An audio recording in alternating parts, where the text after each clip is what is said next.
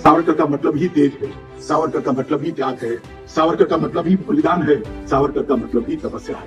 11 साल की आयु में शिव स्तुति की रचना उन्होंने की। ये गुण उनके बाल सहज मस्तिष्क में से उभरा हुआ गुण था। सावरकर जी का एक वाक्य मेरे जैसे कई सावरकर जी के अनुयायियों के लिए बहुत महत्वपूर्ण है। वीरता ये भय का अभाव नहीं है, वीरता भय ऊपर प्राप्त की हुई विजय है। जो भय को नहीं जानते हैं वो हमेशा से वीर होते हैं, परंतु सच्चे वीर ये होते हैं जो भय को जानते हैं और परास्त करने का साहस रखते हैं, वो ही वीर। और सावरकर जी इस वाक्य को जिए।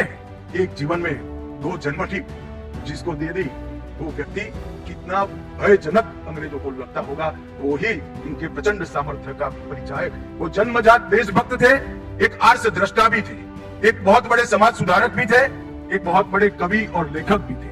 गद्य और पद्य दोनों पर सिद्धता हो ऐसे साहित्यकार बहुत कम है, मगर मैंने सावरकर जी के साहित्य को बहुत अच्छे से पढ़ा है। मैं निर्णय पर ही नहीं पहुंच सकता हूं कि वो अच्छे कवि थे या अच्छे लेखक थे, दोनों में वो उत्कृष्ट थे।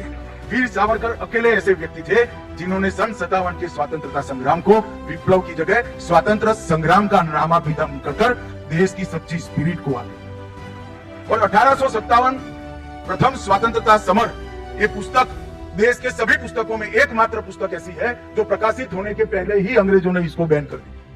वीर सावरकर को वीर की उपमा कोई सरकार ने नहीं दी है, देश के जन जन ने देने का काम किया। ये जन्मजात देशभक्त, एक मूर्धन्य साहित्यकार और दृढ़ता के धनी, वीरता के धनी सावरकर जी को मनपूर्वक प्रणाम कर श्रद्धांजलि देना चाहता हूँ।